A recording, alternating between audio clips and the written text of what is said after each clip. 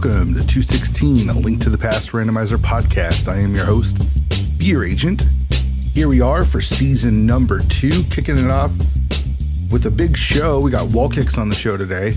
Good friends with Wallkicks, huge runner in the community, one of the best cross keys runners in the game. And we have a really fun conversation that I'm excited for everyone to hear. Coming off of season 1, I still can't believe we went through an entire season. You know, the podcast continues to grow, and I'm just so thankful that everyone has been responding so positively to the show. It's been a lot of fun. The conversations that are going on in the Discord just warm my heart. I never thought of the show as being like a self-help show. I asked a tilt question to every guest on the show, and that kind of deals with kind of like the heart of the issue of being stressed out or worrying too much about wins and those kind of things. And the mental health struggle that can come with playing this game. And mental health is like super important to me, as I've struggled with depression and being healthy mentally. It took me, almost 40 years to even begin to discover how to handle it. It's real positive to me that one of the reactions to the show is the talk of mental health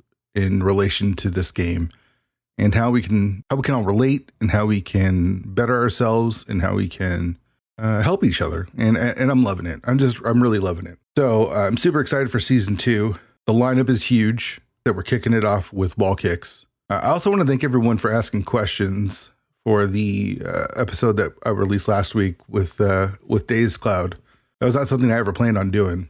It just made me happy. It really made me happy to be able to share my story and the fact that you all were interested in listening to it. I just want to thank everyone for listening to the show and again, sharing it, because more and more listeners are coming, and more people are joining the Discord, and it's been great. All right, so enough of the mushy stuff. Let's get into what we're here for, and that's Link to the Past Randomizer. League Season 5 reveal happened, and it was strange. It was strange not being a part of the discussions for the league this year, no longer being an admin, not being a part of the decision making and what happens. I think the admins did an awesome job with the schedule and the modes they chose and how the playoffs are set up, and really excited to see how it plays out. But I'm going to bitch a little bit about it. Not because I think the admins did a bad job, not at all. I mean, I think they did a great job. But for the first time, I get to complain about the modes that were chosen. So let's go through them. Week 1 is co-op all dungeons. That's the heart of the league. That's what the league is kicked off with, I think, every season. Yeah. No complaints there. Week 2, Ambrosia. I think it's the best version of Inverted that's out there. I didn't play the tournament Inverted, the one with starting flute, so I can't speak to that. But Ambrosia is really good. It's a good mode if for Inverted, which the league should have. So no complaints there. Week 3 is Casual Boots, staple of the community. Again, no complaints there. Week 4, this replaced co-op spoiler pilot. That was removed this season. Being a part of the admin team in the past, I understand the reason to get rid of spoiler co-op. I wouldn't be surprised to see it come back, but taking a break from it is fine. Very, very divisive mode. People really love it, and then people really hate it. So taking a break is cool. They replace it with what might be my favorite co-op mode, and that's co-op Retrance. I find Retrance to be super fun, and co-op Retrance is even more fun. So I'm a big, big fan of this edition. Last season, it was just in Game 5 of the playoffs, so it wasn't played very much. And now that it's part of the main season, as well as still being the Game 5 playoff mode, I think people are going to find that it's a really fun way of doing co-op entrance. Yeah, I'm very excited about this addition to the main season. I think it was a very smart move to add that. Week 6 is League Swordless. We'll come back to that. Week 6 is Pseudo Boots Cross Keys. We'll come back to that. And then week 7 is Co-op Enemizer with Starting Boots, which we developed, I want to say, in season 4. It might have been season 3. I thought this was a good way of playing Enemizer, is to do it with a friend. And then the Starting Boots thing we threw in there because I thought it was funny. Honestly, dashing around without a sword. Like, we didn't give you Starting Sword originally, so it was literally just Starting Boots. And so you got to dash around, but you can't dash wildly. Like, you got to really be careful when you're dashing because, rollers and Lionels and all that stuff is out there. So mostly the boots are there for the audience to laugh at. That's why the boots got added. So it's cool to see them bring that back. So let's get to the League Swordless and Pseudo Boots Cross Keys. I really don't like Swordless. I don't think it's a fun mode. I don't think it really adds a lot. I know that there's a few fans of Swordless out there, and I know it's a part of the playoffs. And I think it's smart to have crossover between the regular season and the modes available in the playoffs. But in my opinion, this should have been 80 keys or FAD keys. The fact that there's no 80 keys, which is one of the most popular modes and a pretty much a staple in the community, is a little baffling to me, especially when you replace it with Swordless. Now, having said that, one of the draws of the league is that you get a team together and you have other players that will play modes that you don't like. So while I don't like Swordless, and I'll share my opinions on the pseudo cross keys in a minute, it's not that big of a deal that I don't like it. The problem with Swordless, though, is it's just a mode that most people don't want to play. But if you watched when it was on the ladder, it would struggle to get 2 runners in. And that just tells me that people aren't really interested in running this mode. 80 keys, Cas boots, open, cross keys, the staples of the community, I feel like should be a part of the regular season of the league. And again, I'm not going to be running this when I join the league. I'll make one of my teammates run it. I just don't think it should have been included. I think it should have been an 80 or FAD keys. Now, pseudo boots, cross keys. We did the pseudo boots exhibition last season, and holy crap, you would have thought that we were trying to change the entire game. We did 4 exhibition races, and people kind of lost their minds and had so many opinions on it. And the exhibition really was just to get your hands on it. It was weird that so many people had such strong opinions before even using it. It shouldn't be that surprising, I guess. But, I was trying to save my opinions till I actually played the game with them. And I found that I just didn't really care for pseudo boots all that much. I like to dash. I love to dash. I love having the boots. But it's also, I don't know, there's just something about it that feels a little bit more ROM hacky to me than everything else in the game. And I would have just preferred just do cross keys. I think just doing cross keys would have been fine. It's adding something that is very divisive. People have very strong opinions about pseudo boots. I don't really care one way or another. I'm not the biggest fan of them, but I'll use them or whatever. But it's just so divisive, and it's like creating a division that doesn't need it. That's just my opinion. So I'm not attacking the admins. I'm not saying what they did is dumb. They're really smart. They want the best for the league. They're looking out for the best interest in the league. But now I get to have opinion on what they do as an outsider, and I kind of enjoy it. So that's coming up at the beginning of October. I think registration's the last week of August. I'm really curious about the Invitational this year. I think there's going to be a lot of turnover. I'm not sure if a lot of Invitational teams are returning. I know there's a lot of teams that have broken up and are reforming into new teams. So yeah, I think the Invitational is going to be really interesting, and we'll see how many teams totally register for both the Invitational and the Open, because apparently there's a room for a whole bunch of them. League's coming up, and it's going to be very exciting.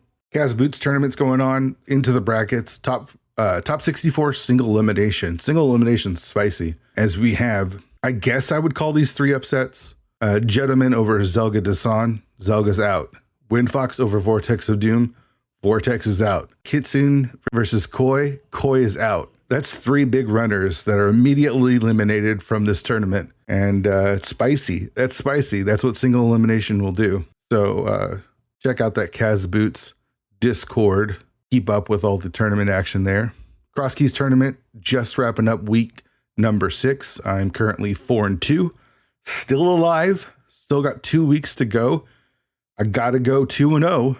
And it's not going to get any easier from here. We'll see if we can pull it out.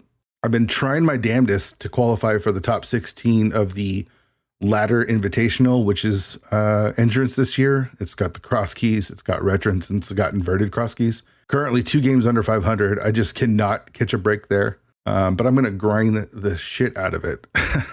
I've already hit 10 races, well over 10 races. So I'm just going to grind and try to make that top 16 in a hole, but I think I can dig myself out of it.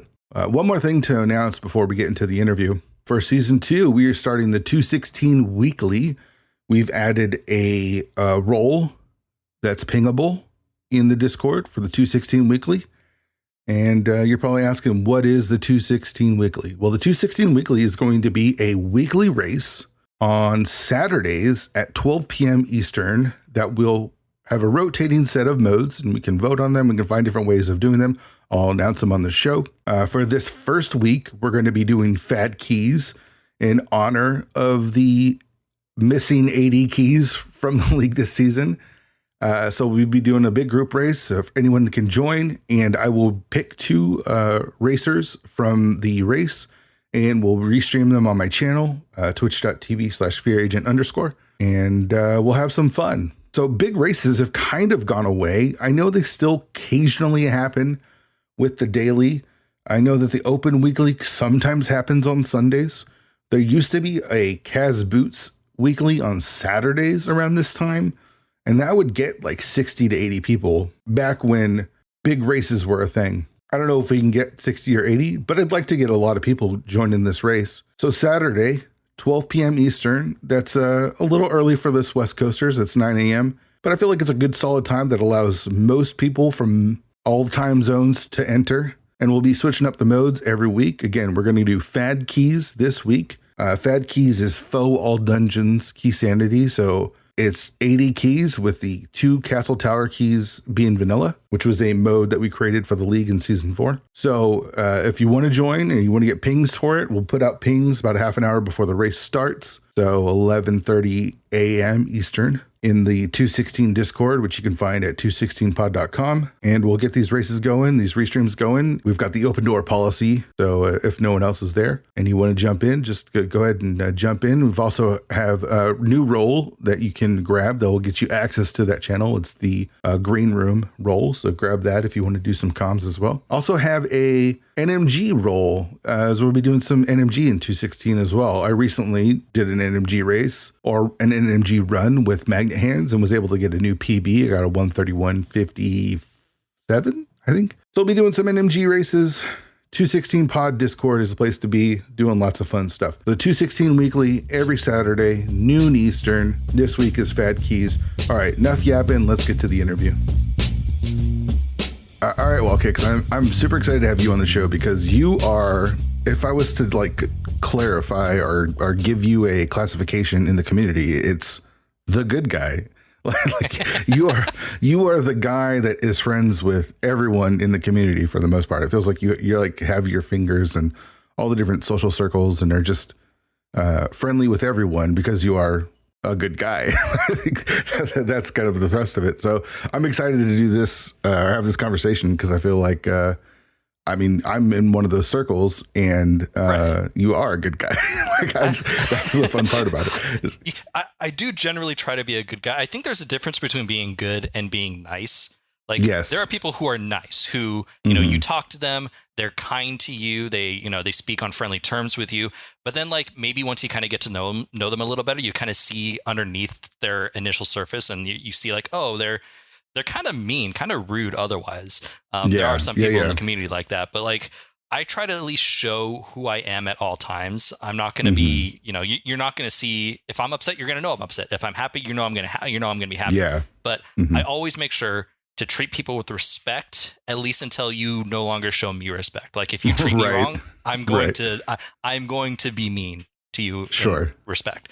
And I think that works pretty well. Like you said, I just try to be kind to those around me and show respect. And in return, I usually get some of that respect back. And I think a lot of it also has to do with the fact that I really don't, I'm beginning to take more part in like the admin side of some of the rando, but prior to the 80 keys tournament that we run, I really wasn't involved in like having to be the mean person when it comes to like coming up with a decision.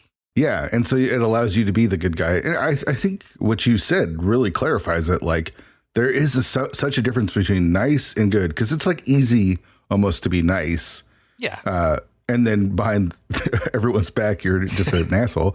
We don't know anyone like that. But I mean, to be genuinely, I think the difference is people are drawn to good people. You know what I mean? Like people want to be around people that are good. And so you are one of those people that's like, oh, I want to hang out with Wallkicks. I want to watch Wallkicks stream. I want to watch him play the game, or I want to play the game with him because because of that, right? Like it's a cause and reaction. So I appreciate that. You know, when I stream Rando, I'm usually streaming a ladder race or a tournament race. I don't generally stream just casual playthroughs or casual randos at this point.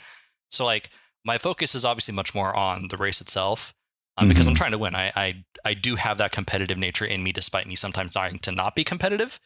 But when I am competitive, usually within like the first hour of the seed, because I still like to have chat open. I still like to talk. I still like to communicate and, you know, enjoy the company that I get with streaming. But the first hour is usually pretty good because usually the seed is going just fine. I don't have any issues with it. Then I'll last locate something and I'll progressively get like quieter and just like more annoyed with the seed as it goes along. But people, to their credit, are still very kind, very supportive, and I'm very appreciative of that. And I try to show my appreciation by, you know, kind of hanging out in other people's streams when I can and talking to them and getting to know them as well. Sure. Let's take it back. Where did you find ALTTPR? What was your first interaction with the game? And you know, I couldn't tell you exactly when I started watching Rando. I know you asked this of basically everyone, so I kind of started going back and looking through. I have a personal Twitter, not one that is necessarily related to my streaming at all. I don't hide it, so like if people find it, they're free to follow me. Like there are a number of Rando runners who follow me and thus know my actual name, because it is just my name. But I went through kind of the pictures that I post on it. I don't really post on it very often. I have a picture from October 2017 of me with two laptops because I didn't have a desktop at the time. I had my MacBook, which was on a hockey game that I was watching. And then I had my Chromebook, which I had recently bought because my MacBook was starting to show its age and I wanted something a little faster. And so from October 2017, I'm watching a race between Haiku Type and Yuka Bonk. I couldn't tell you anything about what's actually going on in the race, except for the fact that they appear to have all of the same equipment. They have 3 crystals. They have Eastern, Hera, and Pod done. Yuka Bonk is in Swamp. I don't know what Haiku is doing because he has his menu up. So that would see. So October 2017 is definitely when, at least at some point, I was watching. So were you watching Twitch before you even got into ALTTPR? What were you watching? So a lot of people don't know this. Wallkicks is not my first Twitch account. I used to go through. I was under a different name originally called. And this is really bad because no one could pronounce it. It was called Owendon, which is a Japanese-based rhythm game. If you've ever seen Elite Beat Agents, or if you know Osu, it was a DS version of Osu, essentially, which is like a rhythm base. You tap on circles or whatever. So I was called Owendon, and I remember I was starting to watch. The first runner I think I ever followed and the first runner I ever chatted with was someone called Sweetie T. I don't remember really much about him, but that was the first person I started talking to. And then when it came to speedrunning, I was very much into the Siglemic and at the time Cosmo Right scene. So Super Mario 64, Legend of Zelda Wind Waker, Legend of Zelda Ocarina of Time. I couldn't honestly tell you when I got into Link to the Past Rando other than this tweet from October 2017. But you were familiar with Twitch before getting into Rando. You were watching, like you said, those streams. Yes. And when was this? When did this start, do you think? Oh, I definitely was watching GDQ around 2013, 2014. Early days. Yeah, definitely the early days of Twitch, back when I was working overnights at a television station. I used to be a television producer for local news. And so that's kind of when I started watching, because when you're working overnights in a small market city called like Lansing, Michigan, there's really not a whole lot to do at 2:00 in the morning when you're awake. Sure. So you're just kind of on the computer doing whatever. So that's kind of how I kind of got into the whole Twitch. Again, Siglemic, Cosmo Right, who I believe is Narcissa Right. I don't know. I don't know much about what's gone since then. And I also used to watch a lot of things called Late Night with Cry and Russ. But then they had some controversy, and that's no longer a thing anymore. Oh, okay. So that kind of goes. That is the small history of how I got into Twitch and everything. So when was the name change? When did you go from that name that I can't pronounce to Wallkicks? I think it was someone in chat, someone in random Twitch chat. I don't know who was like, "Yo, you need to like I can't pronounce your name," and I'm like, "Okay, it's time to change." And then I'm like, "Boy, what is a good name?" I'm like, I'm not good with coming up with names. So I think I was playing Super Mario 64 at the time, and there is a star in the third world called Wallkicks Will Work. And so if you see me in chat and someone is like, "Oh, do you work?" That's exactly where it comes from. And so I just picked Wallkicks, and I was surprised that it was available. Like I suspected, I kind of thought something like that would be taken, but it wasn't. And they gave it to me. Someone like early on in my days known as Wallkicks was like, "Wow, you must be like a really old Twitch user." I'm like, "No, I created this account like a month ago." That's funny. He's like, and they were stunned that name was available. Yeah, that is surprising. What about with Zelda? Where were you with Zelda? Because you said you were watching some like Wind Waker, OOT. Were you playing Zelda back in the day? Not particularly, honestly. I think I was really into the whole speedrunning thing. I really enjoyed watching speedruns, particularly like the Super Mario 64 speedrun. I think to me is like the greatest kind of speedrun that you can do because it's so skill based. That doesn't mean to say that none of these speedruns are skill based and whatsoever, but like it's so skill based without any major glitches that you see. Super Mario 64, you're watching these runners and you're like, man, these are things that I could do if I just put in like the hours and hours of practice time. Whereas something like if you look at the Ocarina of Time speedrun now, if you're just doing straight start the game to getting to the final or to the end credits, you're looking at 3 minutes of what am I looking at essentially. So I started watching those speedruns, and Wind Waker at the time was also very similar to that minus the super swims, which is probably how I eventually got into Link to the Past.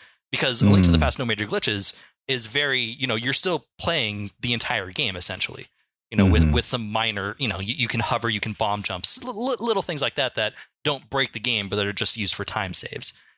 So those are probably the Zelda games that I watched as a speedrun. I still enjoy pretty much all Zelda speedruns. Twilight Princess, I briefly considered speedrunning. Did not because super long, man. It's super long, and I kind of like the idea of being able to go back to Zelda games and just kind of play them, just kind of recreate the memory of like my first time playing. Like I'm sure it's the kind of the same for you. If you were to try to play A Link to the Past, just play the game. No, not rando, nothing. You would fly through the game in, an hour and 35 or whatever, because you speed run it now. So like that's me with Link to the Past, and I didn't want to do that with the other Zelda games. Yeah, that makes sense. You want to enjoy them and take your time, enjoy, because so much of Zelda is exploration and figuring out puzzles. And precisely when you do it and then you take some time away and you come back to it, it's like, oh, I kind of remember this puzzle, and you got to kind of like refigure it out. And that's kind of the joy of it. And then like I mean, they're the same game, but I still find replay value in it anyways. Like I love the series. I love the stories that it creates. I love the characters that come out of it. So I can replay pretty much any Zelda game multiple times over and still get the same enjoyment that I did from the first time playing it.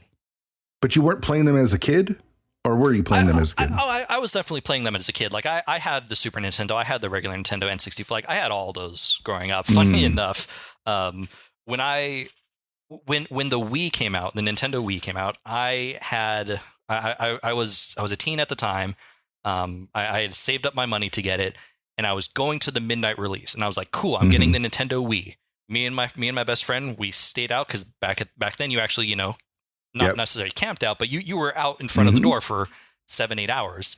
And so we get there, they open the door, I get the Wii, and I notice right next to it there's a Zelda game. I'm like, wait a minute, because was it Twilight Princess? Twilight Princess was a launch title for the Wii, and I didn't know that. So I had the Wii, I didn't have Twilight Princess. So I had to wait like another month to pick up Twilight Princess, and it was agonizing because it's like, I know the game exists and I want it, but I can't pick it up yet because I wanted it for the Wii at the time, not for GameCube, because the Wii's the new system. Right. And I needed to find it, and it was sold out everywhere. So finally was able to find a copy about a month later. And I played that thing for probably 12 hours immediately after putting it in. Of course. Yeah. You don't stop. No, not at all. It's so addicting. So that was happening too with like Ocarina of Time. Like you were a bit younger then. If you were a teen when Wind Waker or Twilight Princess came out. I have an older brother, so he would usually get first crack at those games because that a couple years older than I was. So he was a little bit better at games than I was. So he would play first, I would play second. We didn't have a whole lot of money as a family growing up, but nothing. Love my family, love everything about my childhood. But yeah, so that's kind of how it was growing up. And then Skyward Sword, I definitely bought Skyward Sword day one, but I don't recall playing it all that much. Breath of the Wild, I actually held off on Breath of the Wild for a while. Oh, wow. I'm not sure what was the hesitation? You don't know? What was the hesitation? That came out in 2017. That was probably just more work related. I just had too much going on at the time. Mm-hmm. That was another one that came out on the Wii U and the Switch at the same time as well. Yeah, similar to Twilight Princess. Like, it was meant to be a previous gen console that the game got pushed back to the point where it was also a day one release for the new console. Right. And I didn't get a Switch day one, so I was holding off on it. Yeah, I ended up buying it for both the Wii U and the Switch. I actually did too. I did too. I'm a nut. So where did you find speedrunning then? Like, you're playing the game casually, you're playing, was it just Nintendo, or did you branch out into other stuff? And then did that get you into speedrunning? Strictly Nintendo. That's not to say, I owned a PS2, I owned an Xbox 360. Those are the most recent gaming systems of the other systems that I own. I still actually own the PS2. The 360 has long since died. But yeah, it would have to have been GDQ that I probably just stumbled upon one day on Twitch and saw Siglemic, saw Cosmo Right play. And then from there, I was like, oh my God, these guys are amazing. And I was like, okay, let's begin emulating that when I have the ability to, because like I said, I had a MacBook and a $200 Chromebook. I didn't really have the capability to, I didn't really have the hardware to play speedrun on a regular basis. So that's kind of when that happened. When you were watching it, did you then try to start learning and trying to do speedruns or learning tricks for the games that you were watching? Or was it strictly, I'm going to watch and maybe later I'll get into it? It was definitely a watch and maybe later get into it, especially when I started watching Link to the Past. And then I don't know how I transitioned from Link to the Past to Link to the Past Rando. I'm sure it was just a matter of me running into a random Twitch channel that was playing Rando, and I'm like, oh, this is really cool, because like now I can play, I can play a different Zelda game essentially every time. Right. And then when I started watching it, I'm like, okay, these are things that I can do.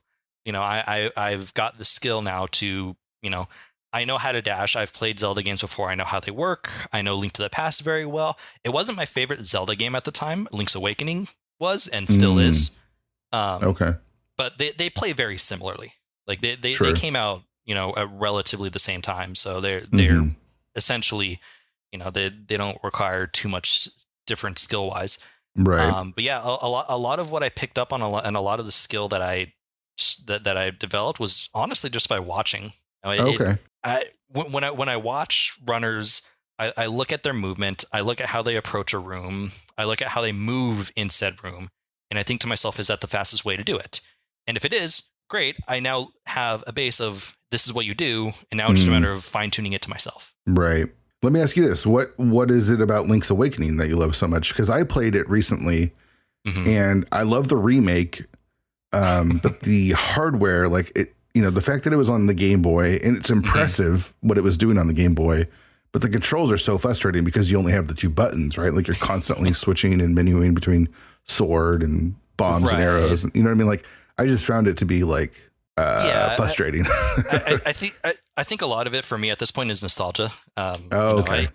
If I were a kid now, playing playing Breath of the Wild, and then I try to pop in like the OG Link's Awakening with, like you said, just the two buttons that you have to constantly go back and forth. I would probably detest it, but that's kind of, that's what I grew up playing. You had to evolve and adapt. Super Nintendo, the controller has A, B, X, Y, L, and R. It doesn't have a whole lot to it. So, you learn to play with those buttons and you go from there. You mentioned really liking the remake. I'm actually not a big fan of the remake. Oh, really? I thought the art style that they brought to it, like, it looks cute and all, but it just it's almost too cartoonish for me. Too cartoony, yeah. Yeah, and Link has just the deadest eyes in existence. Those are black holes in his eyes. He's asleep, right? So maybe that's what it is. You know what? I did not think of that. Maybe he's just sleeping. That's what it is.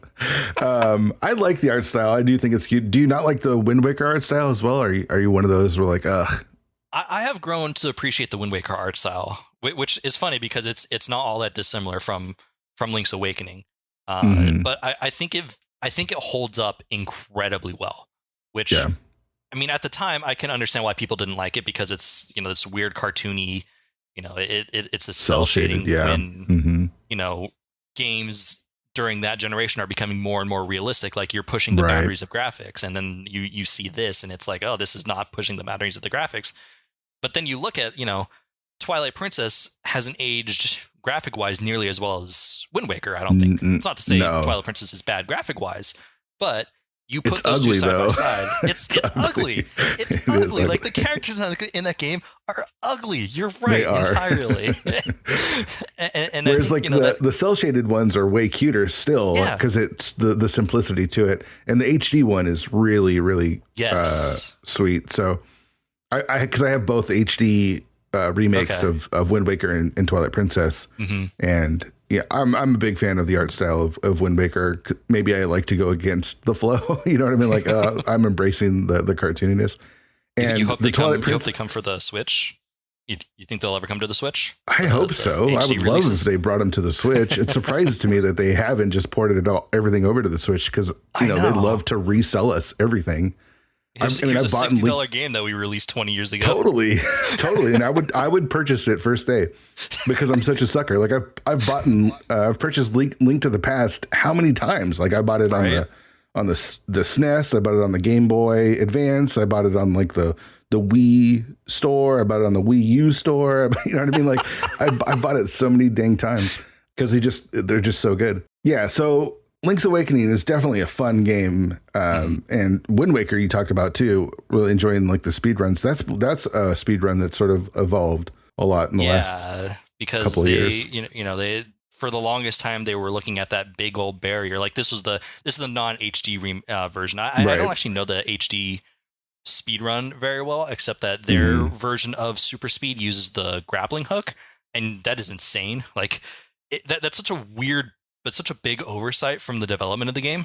It's like you pull out the grappling hook, you go to like first person, and somehow those two things essentially like make you go like so fast that you just blow through one end of the screen to the other in a matter of seconds. It's just like, oh, okay. But the non-HD version, for the longest time, they still had to essentially play through the whole game because they had trouble getting through the barrier to Ganon's castle. Like it was just this, just for whatever reason, once you have access to Tower of the Gods and you have access to Hyrule Castle, you can see Ganon's castle in the distance and you can walk to the bridge, but there's this barrier that just blocks you because, you got to get whatever you need. You got to get the Master Sword. And for years, it was thought to be impenetrable because it extended infinitely above, it extended infinitely below. You couldn't just go around it. You had to go through it. And I think finally in 2016 or 2017, maybe, I don't exactly remember what it was, but someone finally figured out a way through the barrier, and that cut the speed run from like 4 hours, almost like under 2 hours, just by that one trick. Yeah. And I mean, that's insane. It was cool. And watching it like happen real time is insane.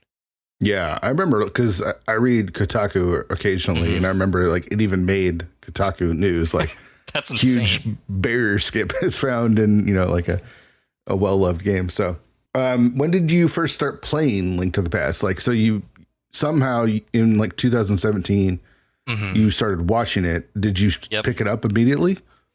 So I didn't, with my MacBook not being in the best shape and my $200 Chromebook that I bought for $10 not being capable of running such things, I kind of had to not be able to play for a while. Finally, in kind of late 2017, I had gotten myself enough money to where I built a desktop. And immediately when I did, my first tweet was like, time to learn how to play Link to the Past Rando, essentially. So late 2017, early 2018 is probably when I started. Okay. By then, I was watching. My initial group of friends that I got into was Walther, who is still active today. Not nearly as much so, but he's kind of picking up the game again. after being on a little bit of a hiatus. Walter introduced me to some of his friends in what's known as the Crystal community, where you have Jex Reffy, TJ Maelstrom, Phantom Ryu.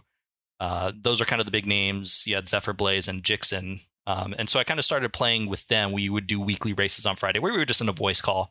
And it was kind of shooting the shit and, just basically just having fun. A lot of Spaceballs references. Fantastic movie, by the way. Oh, yeah.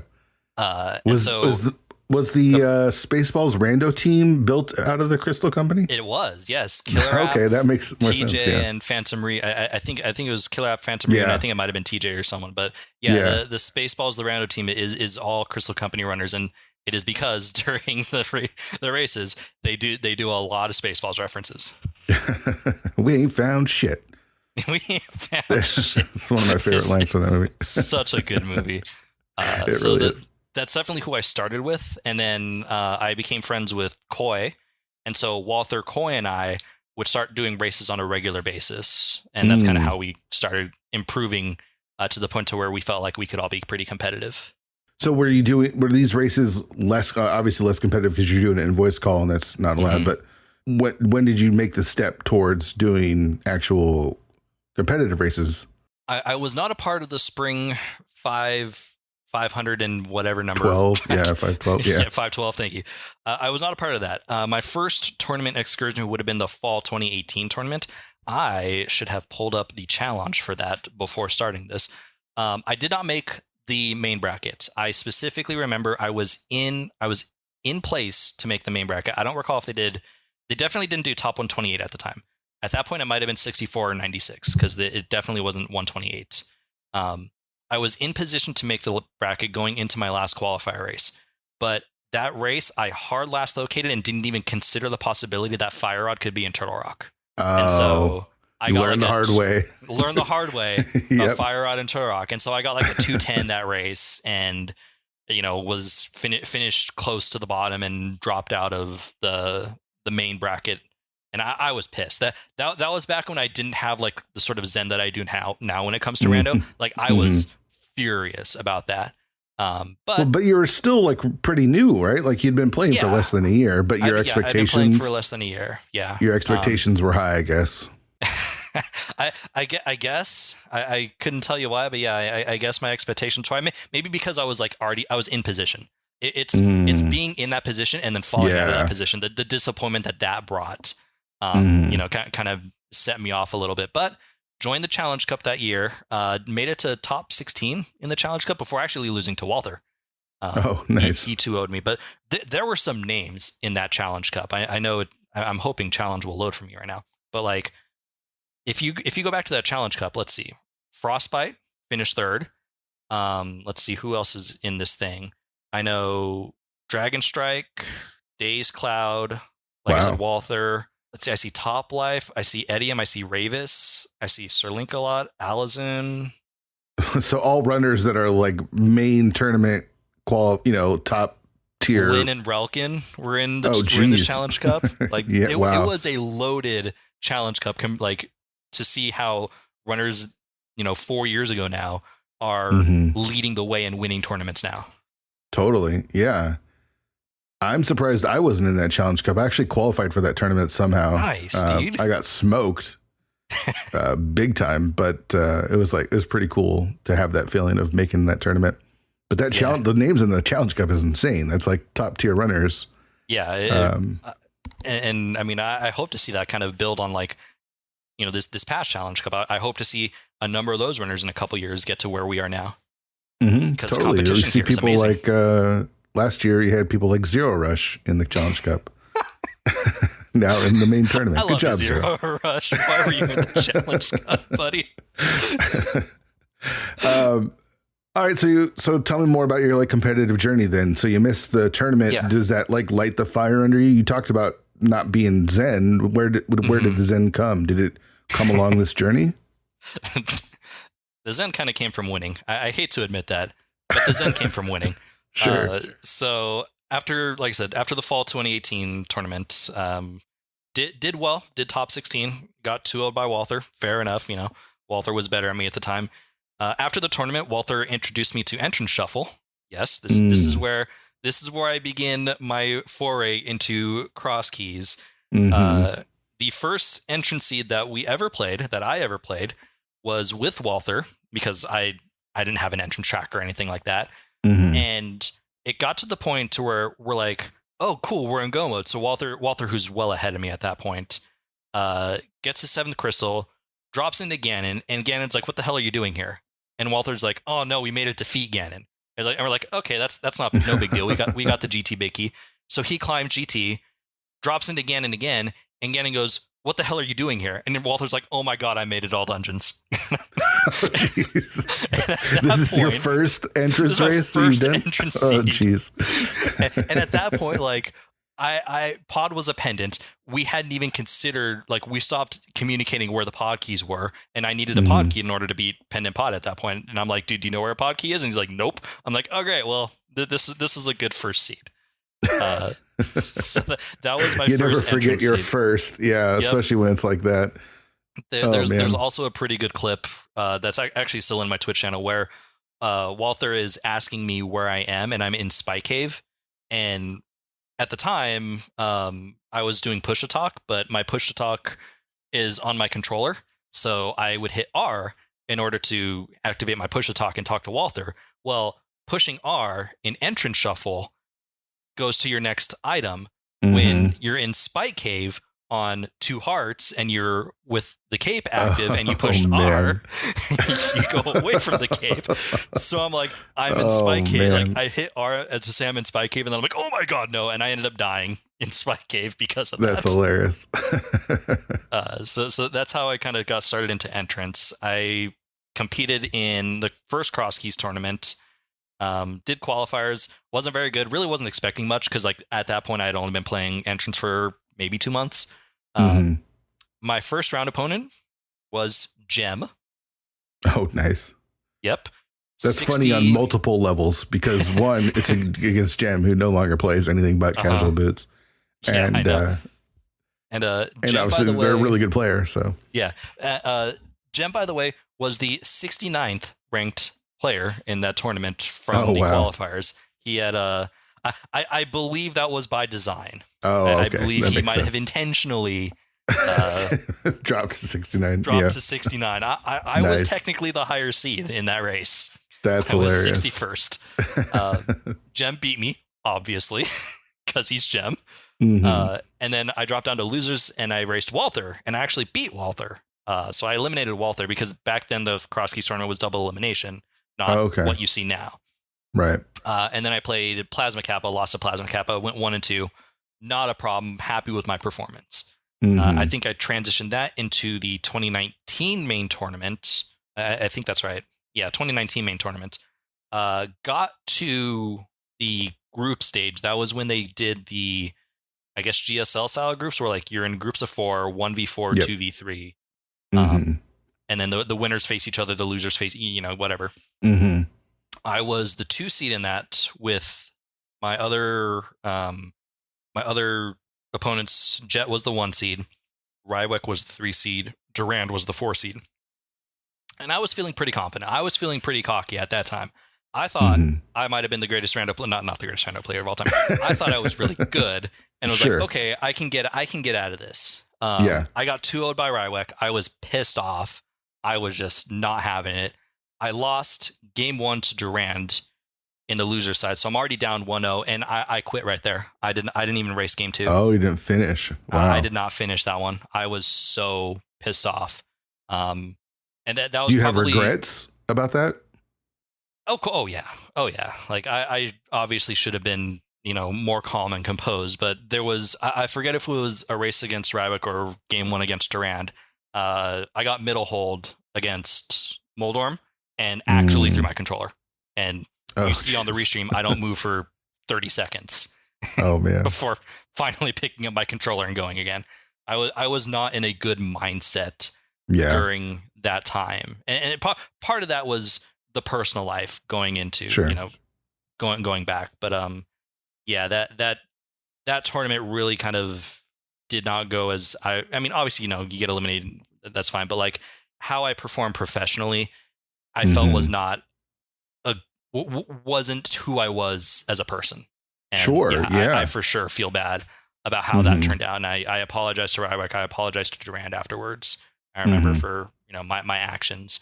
I mean, they didn't know that they're doing the race, but. Right. Right. So that's kind of how that went out. So where do you go from there? Because you still haven't hit that Zen moment. When does the winning start happening? Because everyone knows. I mean, in 2022, everyone knows Wallkicks is one of the best in the game. Like you do not want to play against Wallkicks in cross keys. Yeah. I know you lost in the tournament or lost in one of these rounds, and so you were kind of down on yourself. But that doesn't take away from the fact that you are so damn good at cross keys.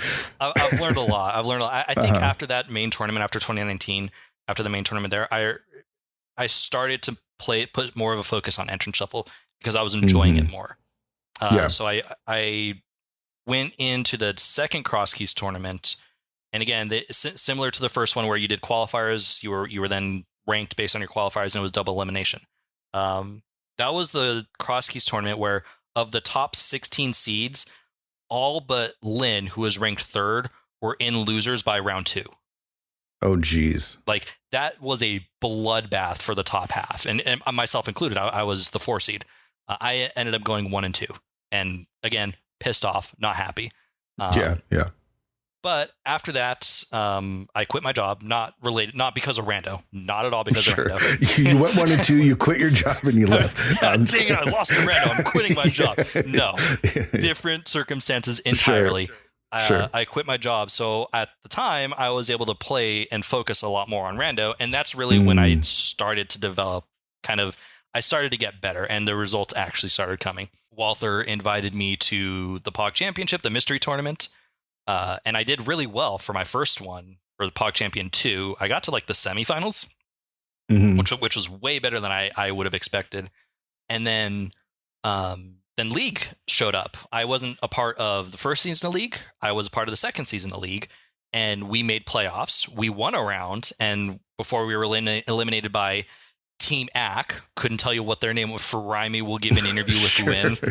You're right. We ended up getting through out by then, but at that point, I'm starting to get confident that, okay, I have the skill to actually win on a consistent basis. And then that kind of parlayed into a couple of seasons of PogChamp, but by the time PogChamp 5 rolled around, that was also the same time season 3 of the league rolled around, and in the weirdest dichotomy, or the weirdest thing that could possibly happen, my teammate Sir Link and I in the mystery tournament went undefeated. We met in winners finals. Neither of us had lost. And in League Season 3, with me and Sir Link again, and Nilsson Alex, or Nissan as I like to call him, we lost every single game. And I know that's you remember still unbelievable. That. Unbelievable. I still can't fathom that.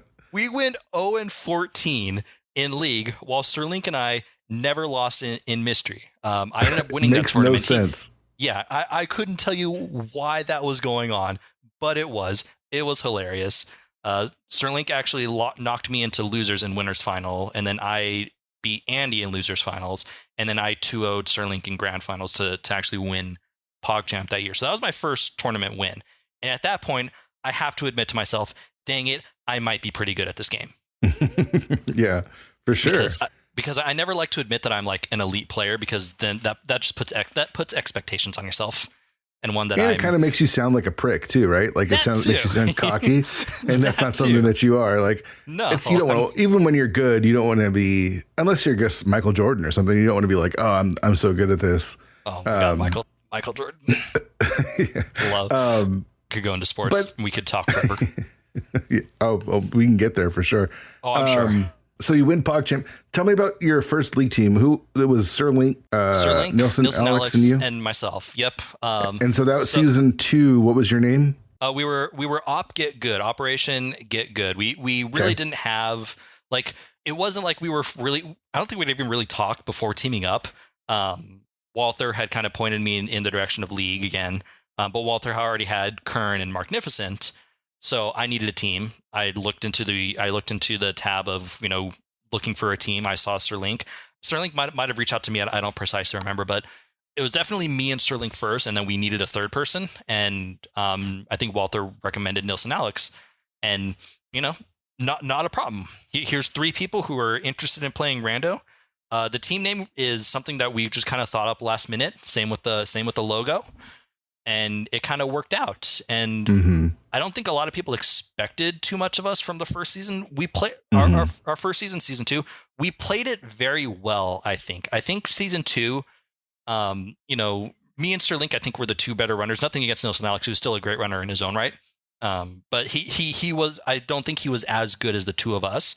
And so when we were doing the matchups, when we were playing whoever we were each week, we would kind of we would try to put it to where Alex would play maybe the weaker of the 2 if he was racing, and then Sterling and myself would take the stronger of the 2. And that worked really well. We were second in the division behind Axe Team, because Axe Team went undefeated that season in the division. We were second going into the final week, where we were racing Walter's team, Old Swagger Jackson, and that was co-op All Dungeons, I think, in season 2 by then. It was right. A co-op week, I remember for sure. And they 2-0'd us, so they ended up jumping over us, but we knew we were going to race each other in the playoffs anyway, so it really didn't matter. I was the power player at the time, so game 1 was Sir Link and Mark. Sir Link won, so 1-0 on our end. Game 2 was Walther and Nilson Alex. Walther won, so 1-1. And then I played Kern in the power. Kern, being the higher seed, had the ability to pick the mode. He picked what I think everyone eventually went to, which was All Dungeons Key Sanity Swordless. And I beat him. And so we were up 2-1 going into game 4. And being up 2-1, I'm like, let me take game 4 so we can just knock out. Let's just knock him out. Let's go for the kill right now. Let's not even risk a game 5. I ended up racing Walther. I actually, for whatever reason, at the time, don't know why, I enjoyed Swordless. Yeah, I don't know why. I don't know why. Maybe it was the high of beating Kern, but I'm like, I'm not bad at Swordless. So I went back to the Swordless except instead of doing All Dungeons, I did Swordless Fast Cannon. Because I wanted to switch it up a little bit from the All Dungeons. Everyone's picking All Dungeons Key Sanity or whatever it was. And I won. So we knocked out Old Swagger Jackson in round 1, and then we got 3-0'd by Axe Team Fry. Korik and Jim. Yeah. The game, technically being the power player, we were considered game 3, but it was the second game between our teams, between myself and Ack. Again, Swordless All Dungeons Key Sanity was actually a very, very close race. We were in GT at the same time looking for the Pod Big. I was actually out of GT first because the Pod Big wasn't in there. But I had more overworld to check. Ack had done some more of the overworld stuff, and so he was able to track down the Pod Big first and won by a minute or so. So that was up get good for season 2. And then like I said, season 3 rolled around. We changed our name from Op Get Good to Op Got Good. Because, oh boy. Yep. Because we're like, man, we did well. We're good. And then I fully believe that just set a bad, we gave ourselves a bad omen. And 0-14. 0-14. I still can't believe it. Like, it makes no sense to me. I think the one race I remember in that one was I was racing Freddy. I forgot what week it was. And I was in GT first, but I did my usual hope right, hope room to compass room with a small key before going left. He did DM strats. He got the big key in Stalfos room and won by 30 seconds. Oh, wow. That's rough. But has the Zenness now kicked in, even though you guys went 0-14 because you were able to realize? And winning PogChamp for sure helped out. And then moving into 2021, again, not having a job for almost a year at this point, I had been playing a lot of Rando. I did the Retrance Invitational on the ladder. I won that. And then at the same time, I was in the Cross Keys tournament, made grand finals, lost to Goomba. So that year went really well for me. And at that point, it's like, okay, I've accomplished something. I have done what I set out to do. I won a championship, or I won a tournament. I have proven to myself, and I have proven to anyone who might want to be proven, or I have shown that I am capable of being a top performer. Mm-hmm. And so that is where that's where the zen of, okay, I can now focus on just playing a seed. I don't have to worry about my opponent because I know I'm good enough with my routing skills, with my decision making, and with my execution that I'll win more often than I'll lose. Yeah.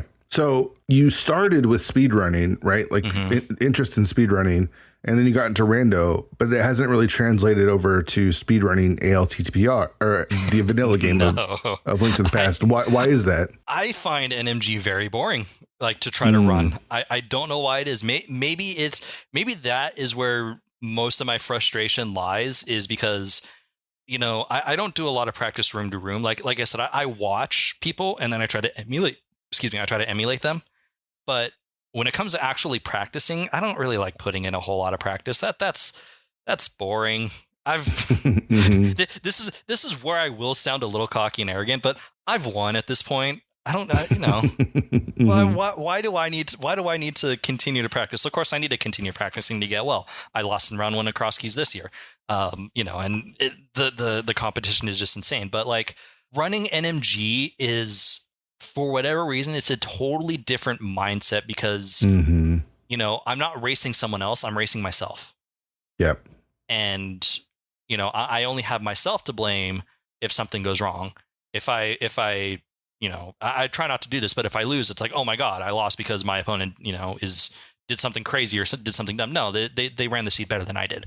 But like, you know, if I mess up a room in Eastern Palace, or if I fall to Moldorm, or if I can't get a fake flipper on my way to Tower of Hera, you know, that's on me, and that's what will get me frustrated, because I still do get frustrated. Like I talk about having the zen, like I still do get frustrated, but I don't get frustrated because I lose a race. I get frustrated at my execution. Like if I'm playing bad, then I might show it, but you know, I can't control what my opponent does. That's why whenever I'm in a race, I never have the race room open until Ganon's dead. So if I open the race room and I saw that my opponent finished 20 minutes ago, whoops, sorry if I was on restream for everyone who had to sit around for another 20 minutes watching me finish. So that's kind of how I view NMG, is that because I'm racing myself, I'm putting a focus on my own execution and my own room-to-room ability, it gets a lot more frustrating. And it's a much harder speedrun than people think. Oh, yeah. It is like, not easy. No. It's weird how different NMG and Rando are, despite being the same game. It really is. There's a big difference. Yeah, because you can take so much of the movement from NMG and put it into Rando, but at the same time, you know, in any given Rando seed, you have to be able to adapt to the equipment that you have compared to the equipment that you might have in NMG. You know, in NMG, you get boots super early, so you memorize the boots movement. You memorize where you can dash, you know, how to dash into a locked door, whatever. You know, in Rando, you might not get the boots ever, so you have to work on your individual. You have to work on your walking speed, and so that's kind of where I feel like I am really good. That's kind of why I feel like I do well in Rando and not well in NMG, because I'm able to adapt much more to the equipment that I have for the room that I'm in, as opposed to NMG, where you're just memorizing your room movement and executing that, which is still very difficult. And, you know, everyone who does it, I have the utmost amount of respect for you. Eddie just got the 122, you know, like insane. Insane. Did you watch Eddie's, or did you watch his Ganon fight specifically? No, I went back and watched some of it, but I didn't watch the whole thing. Because he's 12 seconds ahead in the Ganon fight. And Ganon does so many warps during phase 3 that his, like, if it was just a regular Ganon fight with maybe 1 or 2 warps, he gets like a 122.50. And instead he gets a 122.59.9. The 0.9, yeah. 0.9. Yeah. It's the 122 though. I was actually watching him today. Yeah, I was watching him today, and he dropped into Ganon, and he was ready to get another 122. Jesus. And he went for the spin after the 2 or 3 slashes, and walked into Ganon somehow.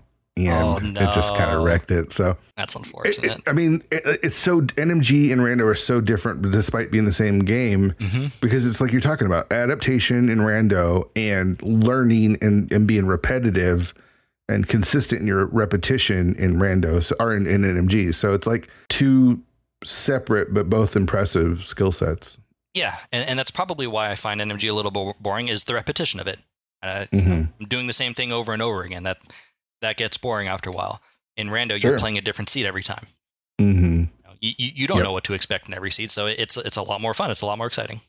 So what does the future hold for Wallkicks? Because you then move into an admin role, right? You did the admin for AD keys, and now you're an admin for the cross keys tournament as well. So tell me how that kind of came about, and what your role is for that.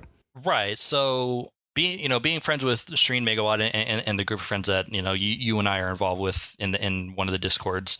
Actually, the first one that I was technically part of, that is technically a mod of, was the casual co-op, or the co-op tournament in the casual Rando Discord. God, it's probably been almost 2 years ago now, I'd say. Yeah.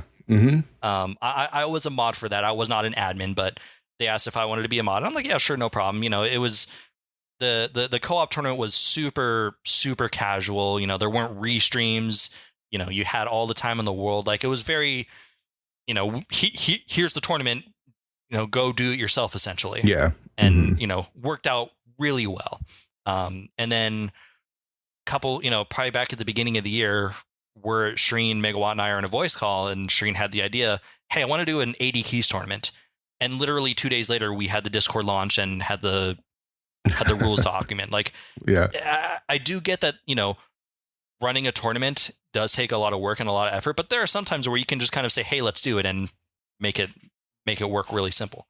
Well, I think the idea of making it work isn't the hard part. It's making it work successfully is what's kind of hard, right? Like, like you mentioned with the co-op tournament, that was in the casual Discord that is kind of dead at this point. Yes, it is. No restreams, so you don't have to find crews. Everyone's kind of chill, so you don't have to worry about like any drama. It kind of goes that way. The AD keys tournament though was restreamed. I think it was on ZSR, right? Yeah, so we initially weren't planning on restreams. The entire Swiss rounds weren't restreamed, but Trez, who runs ZSR, had expressed interest in maybe restreaming some of the bracket matches, and so we brought in Trez because ZSR does such amazing work with their restreams. And as a whole, the people there are so nice. That's not to say speed gaming isn't, but I like ZSR's overall quality product better than I like Speed Gaming's product. So I was very happy to bring Trez in. But yeah, like you said, then we had to start bringing in, teams for restream. That's when we brought Mooglecharm in to kind of be the restream admin or restream moderator. He kind of was able to take the lead of all the restreams, making sure the crews are assigned, making sure the crews know that they're assigned, and kind of made that, because I had never worked with that before. I didn't know what they did, how they operated. So that was a whole new learning experience for me. But the AD Keys tournament ran very, very smoothly, minus some behind the scenes stuff that I'm not going to get into, but stuff that I had to deal with that really, like, again, I'm not going to go into it, but it got more personal than I would have liked. But yeah, that's always tough, because it takes the fun away, right? Like, we're supposed to be all having a good time, and then you get personalities involved, and things happen, and stuff gets brought up, and right. But we handled it the best we could. In the end, again, no one knows any different as to what happened in the what went on. When Shireen made the end of tournament announcement, when he's like, thank you, Wallkicks, for literally doing everything. I didn't do a whole lot in terms of stuff that you saw, but I did a whole lot in stuff that you didn't see. Basically, whenever there was hey, can an admin reach out to me? It was me that was doing it, just to kind of take care of the back end.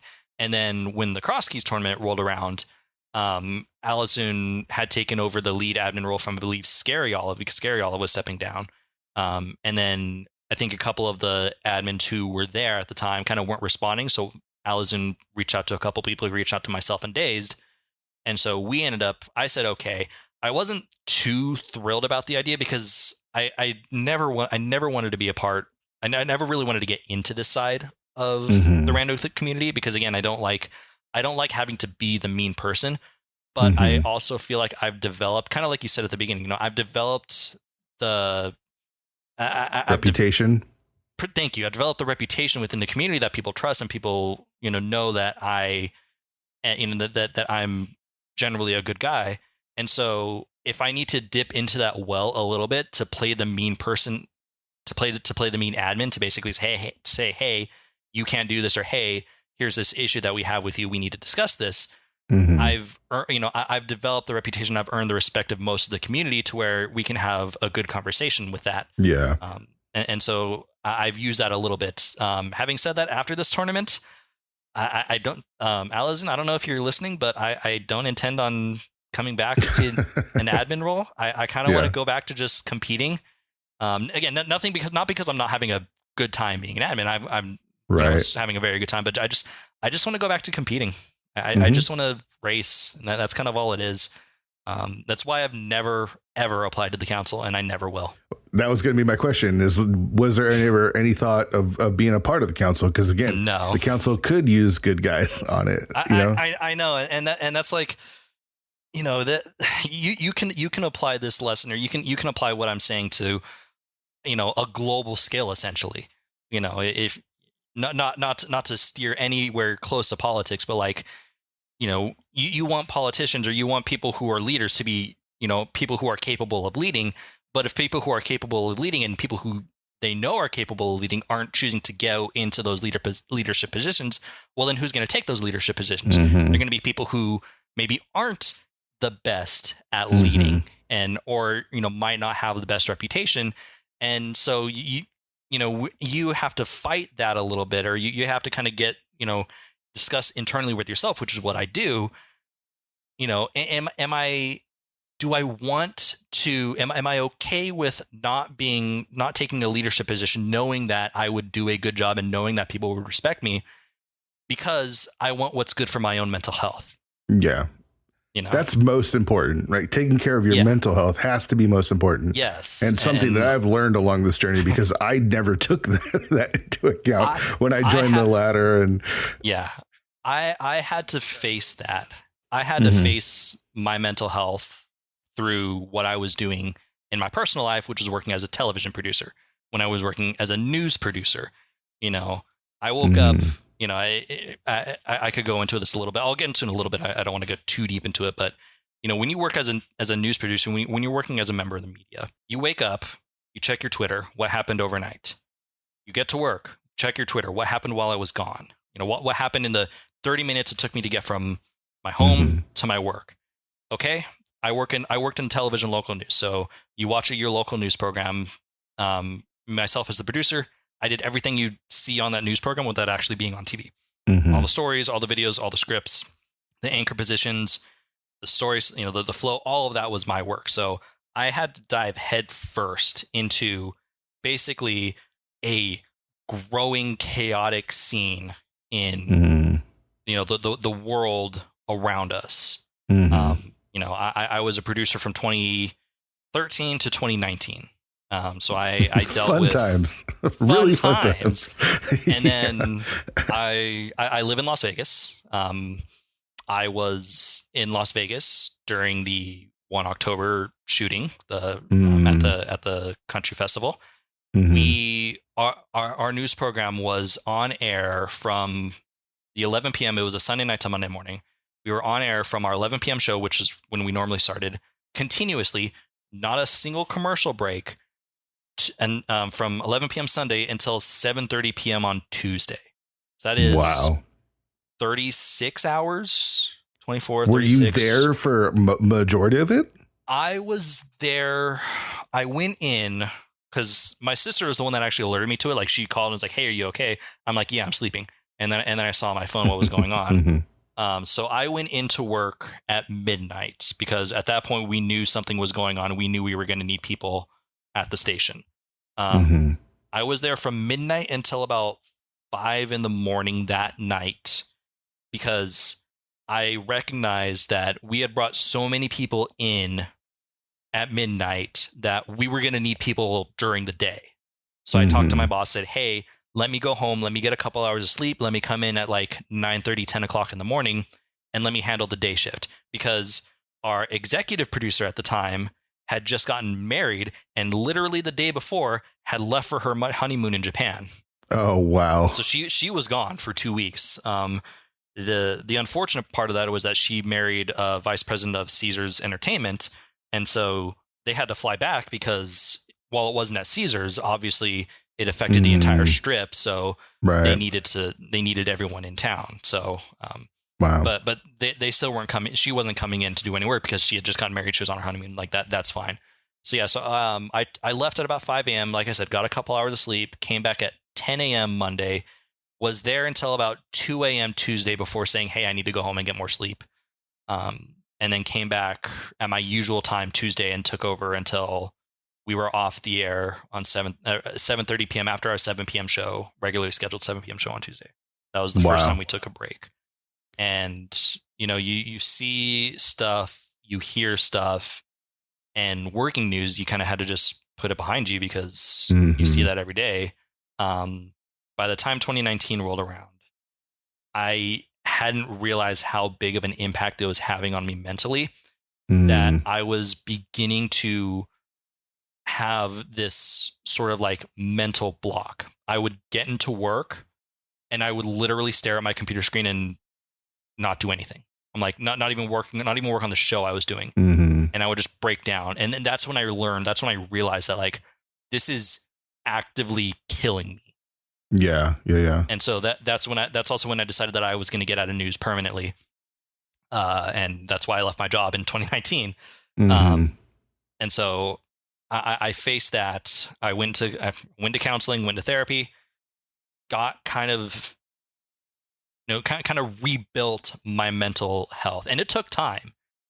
Sure. It didn't just happen right away, right after I left. Right. Yeah. It took a solid year and a half before I started feeling. I started feeling again, essentially. I started to like actively enjoy going out and doing things, and so that was also around the time where my skill and kind of the results started showing. And so like I really feel like I was in a dark place, and then getting out of that dark place.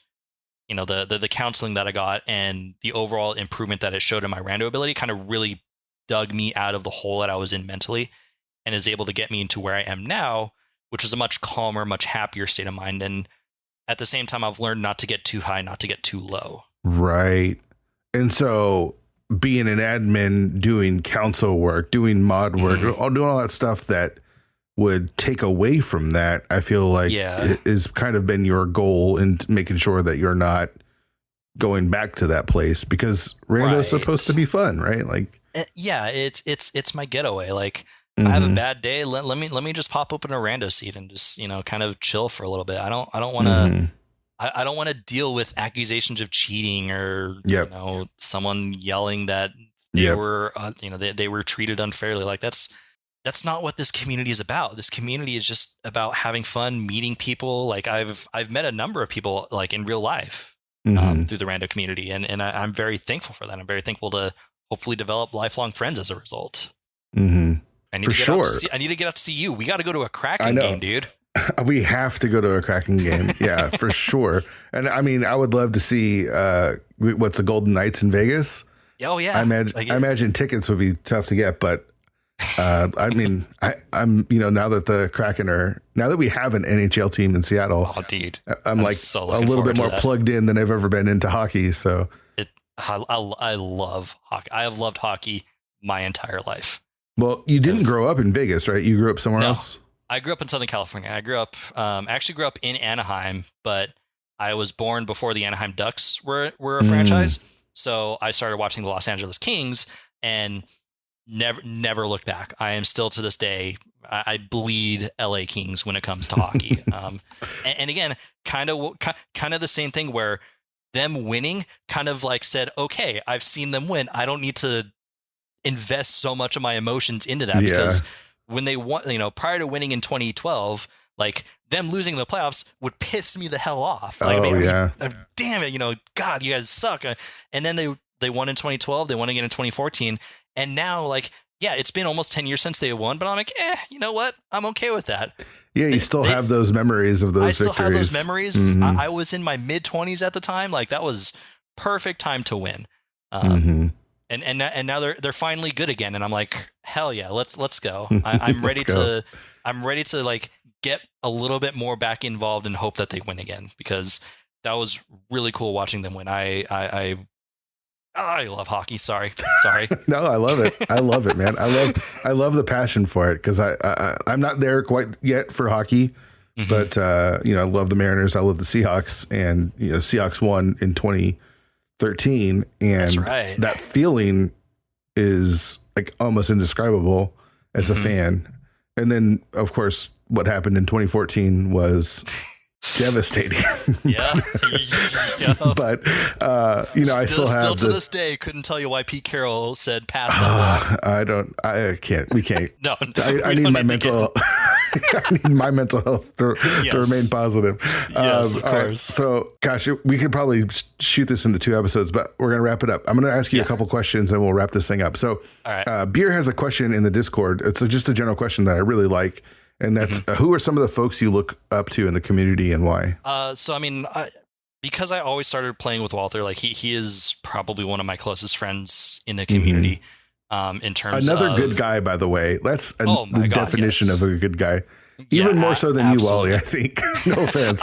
Walter is such a good guy. Reasonable. If you want a really good Walter clip, there's the clip Walter Gribble the Fourth, because Walter is like very allergic to bees, and a bee got into his room when we were doing a Friday night race with the Crystal Company.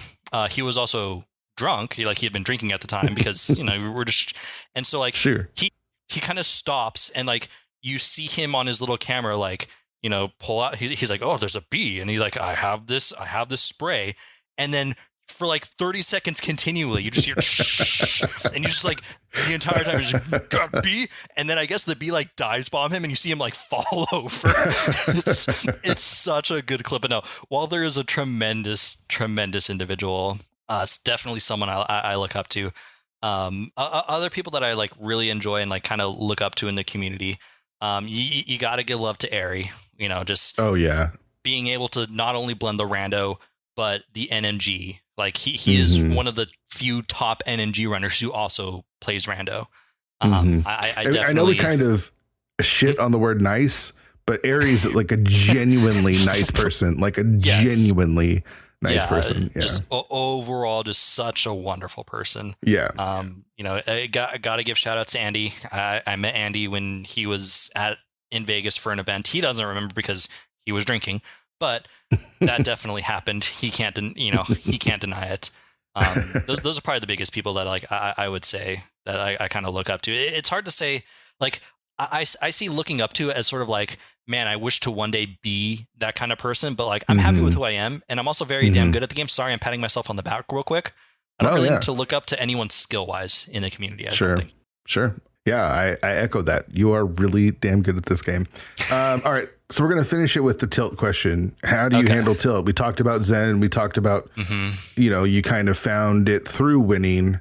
And I've watched your streams. You do still get upset. I still, but I still do. I think the difference between like tilt and upset is pretty big, right? Like being upset is okay, but does it like fuck you up, right? Like, does it make you where you want to quit the game, or it gets you depressed or whatever? So how do you handle that, and how do you separate the two? How do you handle your tilt?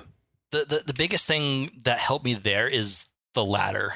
When you're just racing people, you don't know who you're racing. You're generally racing someone usually around your skill level, but like I set it up to where I don't get alerts if my opponent finishes. So it taught me to not focus so much on my opponent, just focus on my own routing, my own execution, which I talked about previously. And that's helped me kind of shift away from getting angry at my opponent for beating me to, okay, I lost because, maybe my execution wasn't that good, which I think that's the difference between getting tilt. Because I think when you're tilted, you look for excuses that aren't like tilt is you're looking for someone else or something else to blame other than yourself. Yeah. Being upset at yourself is fine. And like you said, I still get upset at myself when I feel like my execution isn't up to par, or, I am last locating, which that isn't necessarily as much in my control as my execution, but it's still, my decision making isn't up to par, isn't up to my standards. So if you're able to separate being upset at your opponent for beating you versus maybe being tilted at because your opponent beat you, or being and trying to blame other things, that's to me is being tilted, versus, being upset at your execution, which you have more control over. And maybe you're just, maybe today just isn't your day, and it's like, okay, my thumbs for whatever reason aren't warmed up, and my, I missed the button, dang it. So that's kind of what I see separating tilts and being upset. And like I said, ladder, because I don't focus on ladder taught me not to focus on my opponent. And I've brought that into my tournament races by never opening up the race room until I'm actually going to forfeit because I feel like I'm so far behind, or I'm finished. Yeah, that's really good. That's really good advice. I like that. I said that was the last question, but I lied. I have one more I got to ask you. Perfect. Because you are such a cross keys genius and excellent at one. You're not going to toot your own horn, but I'm going to toot it a little bit. You're one of the best top 3, top 5. Appreciate it. Cross keys runners in the community. There's no denying that. So when I play cross keys, I think, what would Wally do? That's kind of how my approach to cross keys is now. So here's the big question: the Eastern skip. Where did that start? And explain it to me. The Eastern skip. I mean, especially a Sphere Zero Eastern. If you find Eastern in Kakariko, chances are you don't have the lamp. And so you are looking at most at 3 in logic items that aren't the fastest to get to. And so, I mean, am I really going to burn 2.5, 3 minutes going to 3 in logic checks and 1 probably out of logic check? That's way the far away. It just, I consider it slow. I don't think that there's better uses for my time than dipping a 3 logic check Eastern Palace. And so that kind of evolved into, Zelda has his whole skip emote or whatever, skip Eastern Palace emote. I could talk, Zelda's another amazing runner, another amazing Ace Attorney. Sprite runner. So that's kind of how I look at Eastern Palace is, it's 6 checks at the most. It's probably when you find a 3 in logic checks, maybe 4 if you have picked up the lamp. And it feels slow. And so when I'm running a cross key seed, I focus my first hour of the seed is usually reconnaissance. It's usually going, checking as many entrances as possible. And then the second hour we usually shift into dungeon clearing. And so like that's kind of how that bore out with Eastern. If I see Eastern, chances are I'm going to be able to clear it with, the bow and big key. Like it's one of the least required, like you don't need a whole lot to beat the dungeon. And so more often than not, you're going to be able to find the bow and big key before you really need to go into Eastern. Of course, if there is something in Eastern, I've probably lost, or at least I'm probably behind. Yeah, because, last Cross Keys tournament, I was very angry at you because I skipped Eastern and CAC, which had both the sword and the boots logically, like right away. And I didn't get them for like an hour and a half. And that was the 6 and 2 or like 5 and 2 match or whatever. So I got knocked out and I was very angry at you. I'm sorry. It's still the risk though. You still have to take, it is still always a risk no matter what. Sure. And I've come around to like, no, you're right. Wally's right. Like it sucks that it didn't work that one time, but so many times I've just wasted so much time in Eastern. It's like, not worth it. So like to me, it's, if you're able to single dip, if there's anything in Eastern Palace, it's either in the big chest or it's on Armos Knights. Of course, that's obviously not the entire time, but I feel like that might just be recency bias, or that might be the bias of me to never Eastern. So yes, I am hard on team never Eastern. I would like to believe that I might have, started that trend. I think you did.